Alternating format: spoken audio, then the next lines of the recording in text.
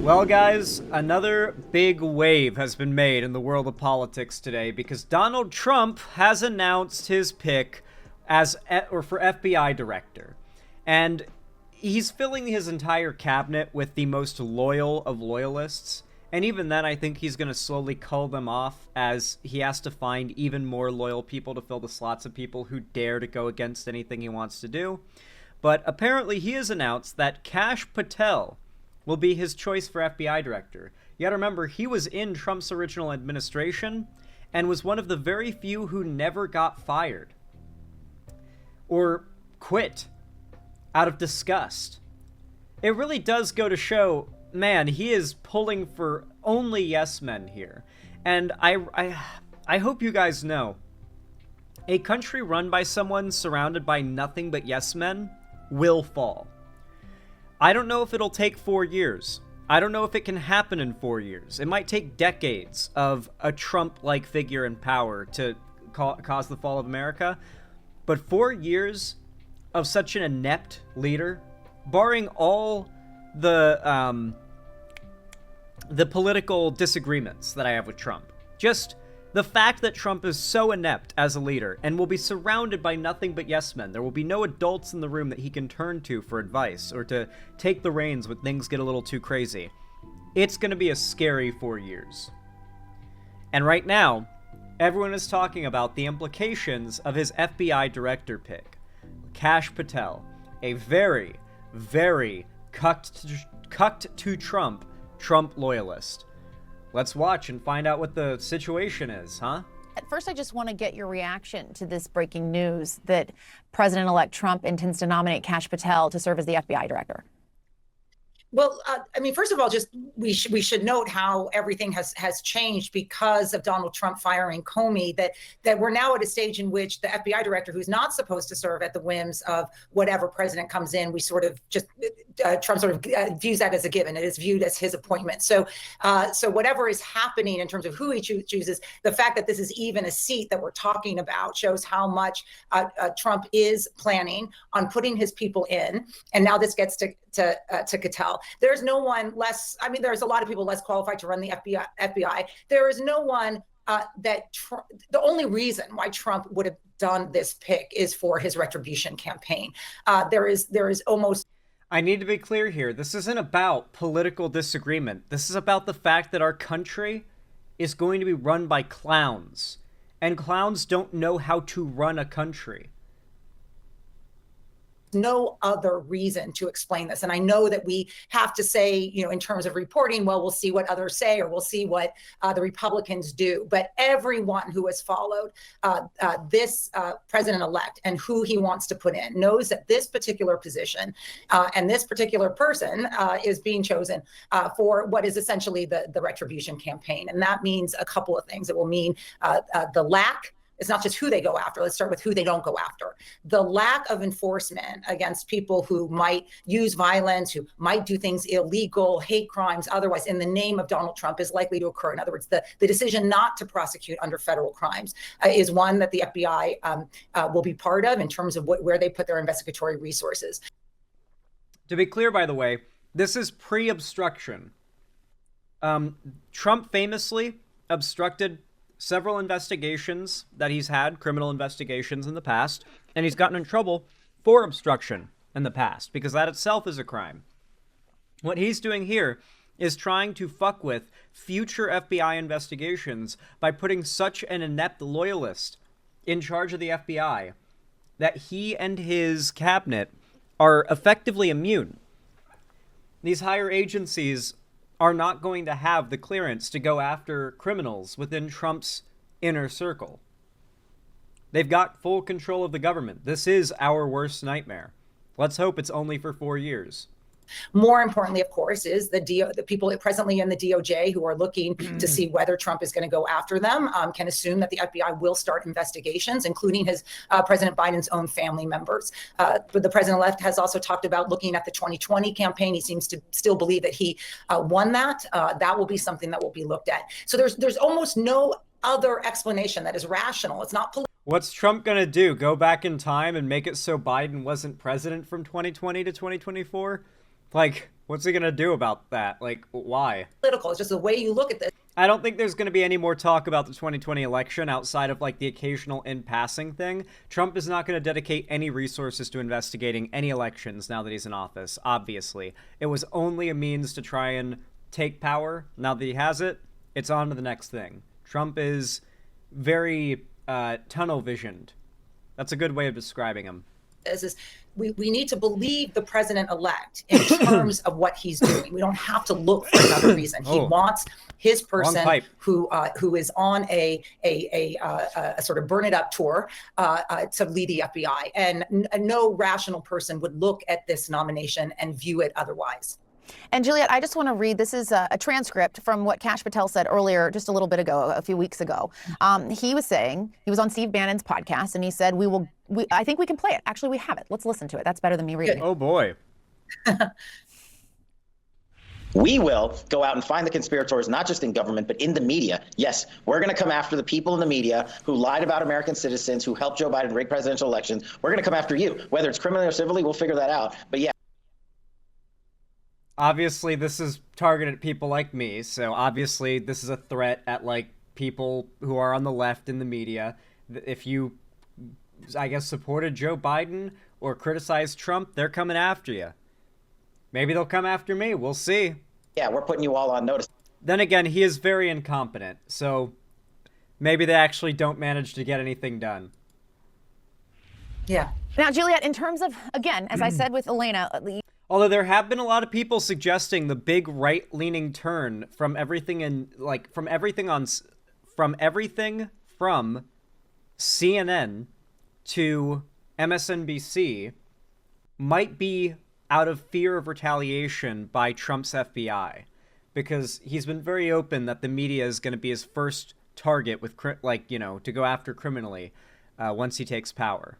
You have to be Senate confirmed. There are steps between now and him becoming the director. However, if he were to be the director, what kind of levers can he pull, and how much power do you have as the director of the FBI to execute a plan like that?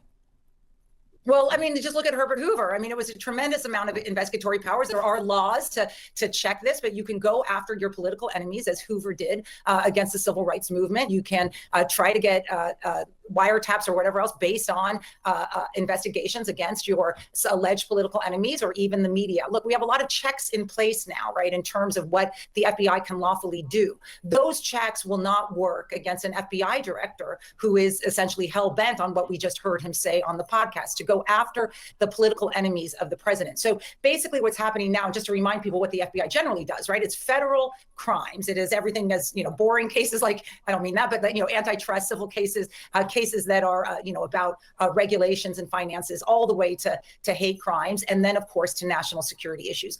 All of those require resources and focus by the director of the FBI. The FBI chooses where to put those resources and also can choose where and how to begin investigations.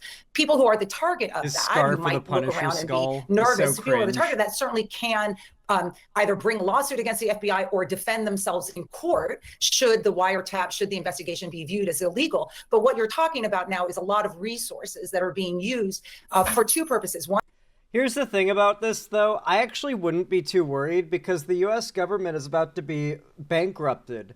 The U.S. government's going to be shut down like at least 50% of the next 2 years, I would say. I think we're going to be in the state of a government shutdown for like at least 2 of the next 4 years. There's not going to be any money, and every area of the government that hasn't been culled will be operating at extra low efficiency, from our postal service to our military to our to the FBI. All of it is going to be broke, running inefficiently, and they're not going to have any resources to do anything they normally would, because Trump's going to bankrupt us, both our economy and our government. one is the political purposes of sort of protecting the president from the Democratic criticism, and I mean not capital D. I mean, the criticism that any president ought to expect to face if they are president of a democracy, as well as going backwards to 2020 and to January 6th and whatever else that he wants to do to go after political enemies. There's just no other way. There's no spin. There's no, oh, he's qualified or whatever. This one is solely for the purposes of the the sort of redemption tour of the president-elect. All right, Juliette, stay with us. I want to go to Evan Perez, CNN senior justice correspondent, who is here with us. Evan, look, this news just breaking tonight that Trump is intending to nominate him. However, this had been the talk for a little bit, and I'm curious what you had heard as this was kind of percolating from people you were talking to within the justice community, and what you think, how you think this could, go forward, and what might happen. Well, this has been as you pointed out, a ruminating behind the scenes. A really good, I think this entire situation is such a good tell of like the American mindset. Americans want to be tough on crime, and so instead of electing the ex-prosecutor, they elected the guy who is a 34 felony holder. The American people, ladies and gentlemen. In Mar-a-Lago, where people have been, of course, making their presence known to the president-elect, trying to get jobs, trying to get their positions in the incoming administration. And in the background, as he's been filling some of his cabinet posts, has been this question of what he will do with the FBI director. Now, one of the things that's interesting is that he hasn't really spoken much about Chris Wray. He hasn't complained about him really since July. So people at the FBI, I think we're hoping perhaps that Donald Trump might back away from his promise or his vow previously that he would fire Chris Wray. Obviously, that is now not. It is obviously that he's decided to follow through on what he said he was going to do. As an Aussie, you guys are so cooked. Hey, Europeans, Aussies, everyone else in the world. You understand the entire world economy relies on the U.S. dollar, right? Are you sure about that? I think you guys are also cooked. As much as y'all want to pretend you're not. You're screwed too. So there's a couple of things that are now playing out. The question is, does Chris Wray wait to be fired, or does he resign before Donald Trump takes office on January 20th? Donald Trump doesn't have power to fire him right now.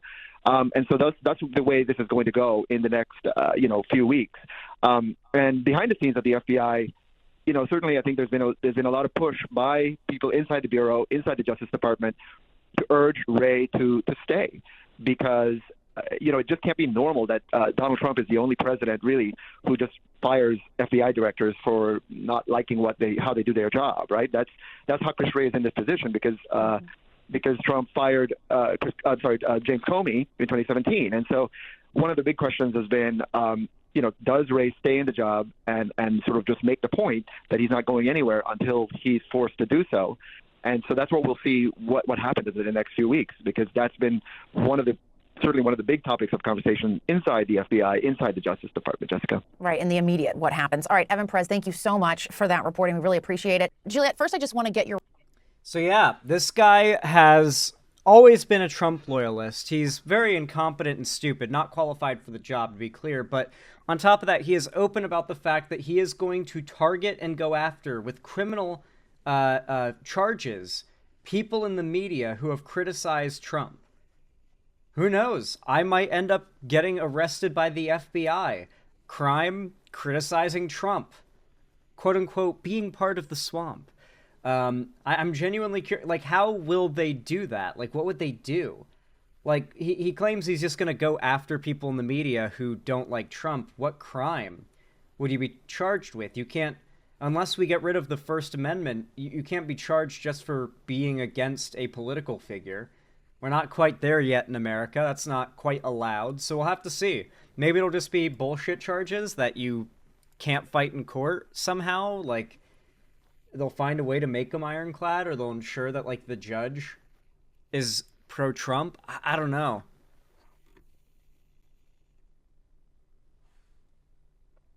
Democrats. Racist man selects racist Indian for FBI director. This guy passed the CNN test. You cannot find one pro-CNN comment here. If CNN is freaking out, you know Patel is the best choice. Cash is going to close the FBI headquarters and turn it into the Deep State Museum, lol. I just came here to see CNN freak out, and I'm loving it. This is exactly why CNN ratings are tanking. CNN is sweating. Once CNN is unhappy, it means Kash Patel is a great pick. These propagandizing liars would never use the word loyalist to describe a Democrat's pick.